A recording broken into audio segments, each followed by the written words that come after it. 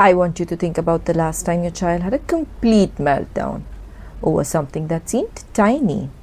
A sock seam, a food texture, someone accidentally bumping into them, a t-shirt tag.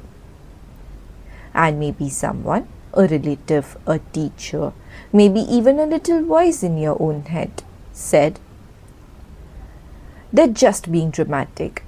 They need to toughen up." I'm here today to tell you that the voice is wrong.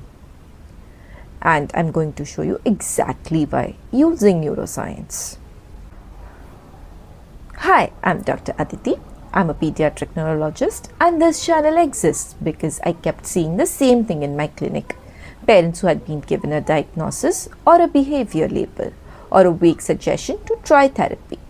But no one had actually explained what was happening inside their child's brain. And that's what I want to do for you today. We're talking about the tactile system, your child's sense of touch. And before you think, oh, my child doesn't have sensory issues, please stay. Because by the end of this video, I think you are going to recognize someone you love in at least one thing I describe. I'm working today from established frameworks in sensory processing, the same concepts used by occupational therapists and developmental pediatricians every day. If you want to go deeper, I've linked recommended reading in the description. So here's something that surprised even me when I first learned it. The tactile system, the system in your body responsible for processing touch, is the single largest sensory system in the entire human body, bigger than vision, bigger than hearing. Your skin is covered in millions of tiny receptors. They pick up touch and pressure, texture, rough, smooth, soft, scratchy, temperature, hot and cold, pain, and even the movement of hair on the skin. Now here's the part that I want you to hold on to for the rest of this video.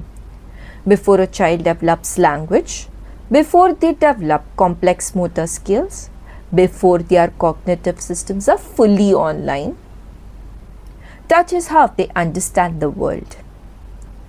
Their skin is their first teacher, their first translator, their first source of safety. So when we talk about how a child processes touch, we are not talking about a minor preference or a quirk. We are talking about something fundamental. The two functions of touch, protective versus discriminative. The tactile system does two jobs, two completely different jobs, and I want you to understand both because they explain almost everything. Job number one, protection. This is your child's built-in alarm system. When something unexpected, sharp, threatening, or potentially harmful touches them, the protective tactile system fires. It raises arousal. It creates urgency. It says, pay attention, danger. This is a survival mechanism. It kept our ancestors alive. Job number two is discrimination. This is the curious learning side of touch. It's the part that asks, what is this? Where exactly is this touching me? Is this rough or smooth? Is this safe to pick up? This is how children develop fine motor skills. It's how they learn to use a pencil, button a shirt, pick up a tiny bead. Here's the key thing. When the protective system is turned up high, the discriminative system gets turned down. Think of it like a seesaw. When your alarm is blaring, you can't quietly study a texture. You're in survival mode. And that's where a lot of the behavior we see in children begins. Let me describe a child to you. She's 5, bright, creative, loving at home. But every morning is a battle. She can't wear the school uniform because it feels scratchy. She refuses to use glue sticks in her art class. She panics when someone bumps into her in the corridor. She won't eat anything that isn't a certain texture, mostly soft, smooth, bland foods. Her teacher says she's difficult and oversensitive. Does this sound familiar? What's happening in this child's brain is called tactile defensiveness. Her protective system is overactive. It has the volume turned up too high. Sensations that barely register for other children, a light brush of fabric, the feeling of wet paint, another child's elbow accidentally touching her arm, register in her nervous system as a genuine threat. She is not being dramatic. She is experiencing something genuinely uncomfortable. And she is doing the only rational thing her brain knows to do: avoid it. Here are the things I look for. Hating messy activities, paint, glue, sand, food on their hands. Distress over certain clothing textures, seams or tags. Flinching or overreacting to unexpected or light touch. Isolating themselves in group settings, pushing peers away. A very limited, rigid diet, often white foods or smooth textures only. Exploring objects only with fingertips, never the whole hand. Strong reactions to wind, rain or water temperature. Wearing long sleeves in summer or refusing a coat in winter. Based on texture, not temperature. If you saw your child on that list, take a breath. You're not raising a difficult child. You're raising a child whose nervous system is working extra hard just to get through the day, and that deserves compassion, not correction. Now let me describe a different child. He's 7, absolutely full of energy. He can't sit still. He's constantly touching things, other kids' hairs, objects on shelves. He crashes into furniture. He doesn't seem to notice when he hurts himself. He puts things in his mouth, pencil, his sleeve, the corner of his shirt. He loves spicy food, sour candy, anything intense. He's been told he has no sense of personal space. This child isn't doing these things to be annoying. His tactile system is under-responsive. His nervous system isn't getting enough signal, so it goes looking for more. This is called sensation seeking. The brain needs a certain level of tactile input to feel regulated, to keep grounded, calm and ready to learn. When it's not getting enough from normal daily touch, it finds other ways to get that input. Signs of the sensation seeking child. Loves messy play, doesn't notice paint or food on face, touches everything and everyone, invades personal space. Limited awareness of pain, doesn't notice cuts or bruises. Mouth-seeking behavior, chewing pencils, sleeves, biting. Prefers very tight clothing, enjoys being squeezed or wrapped tightly. Frequently hurts other children accidentally, doesn't gauge their own force. Prefers very intense flavors. Clumsy with fine motor tasks, fumbles buttons, pencils. And here's what breaks my heart a little. This child often gets the label disruptive, can't keep his hands to himself, aggressive.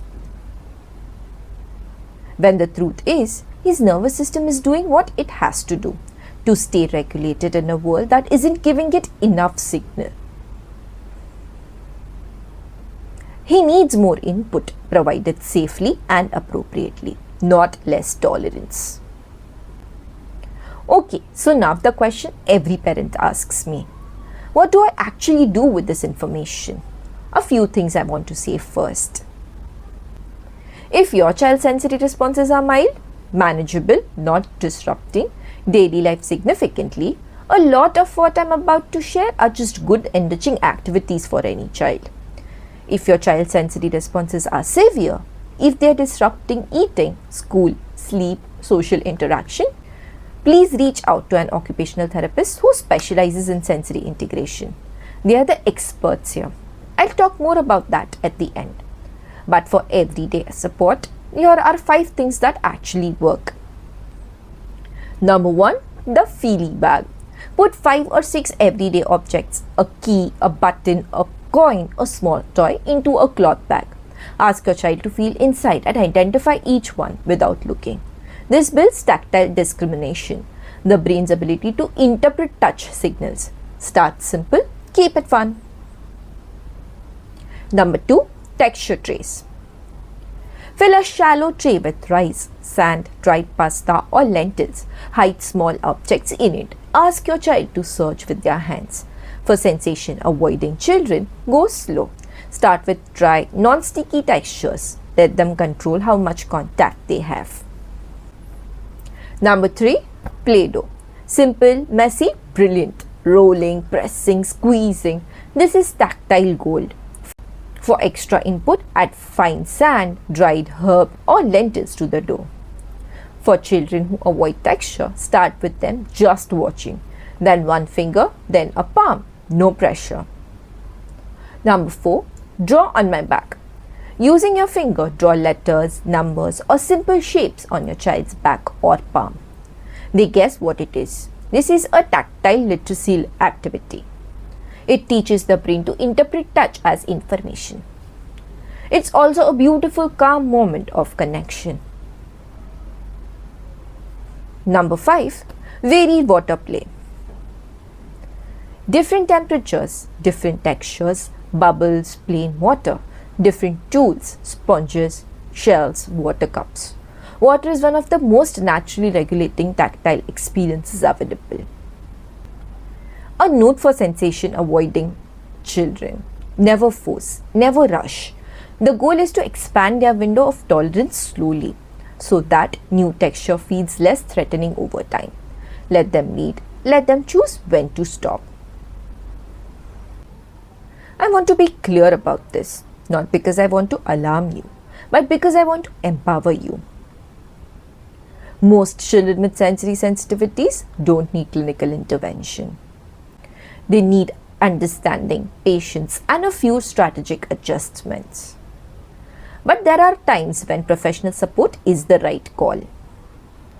Consider seeking help if your child's sensory responses are causing meltdowns that significantly disrupt daily life. They cannot participate in schools, meals, dressing, or social activities because of sensory overwhelm. There is self-harm or extreme aggression linked to sensory experiences. Your child's diet is so restricted that it is affecting their nutrition and growth. Despite consistent patient support at home, nothing is improving. Who to see? An occupational therapist specializing in sensory integration. This is your first port of call. They are specifically trained to assess and support children with sensory processing differences. If there are developmental or neurological concerns alongside the sensory profile, your pediatrician can refer you to a developmental pediatrician or a pediatric neurologist. Getting an assessment is not giving up on your child. It is advocating for them. So here's what I want you to take away today. The child's nervous system is not broken. It is not bad behavior. It is not a parenting failure. It is a brain, a remarkable, complex developing brain that is trying to make sense of a world full of sensory information. Some brains do this quietly, some do it loudly. Your job, and it's actually a beautiful job, is to understand your child's brain. Not compare it, not correct it. Understand it. If this video helped you do that, even a little, please hit subscribe. It genuinely helps more parents find this content. And I want to hear from you. Drop a comment below. Tell me, is your child a sensation avoider or a sensation seeker? Or maybe a bit of both? I read every single comment, and sometimes your questions becomes the next video. I'll see you in the next one. Bye. Thank you.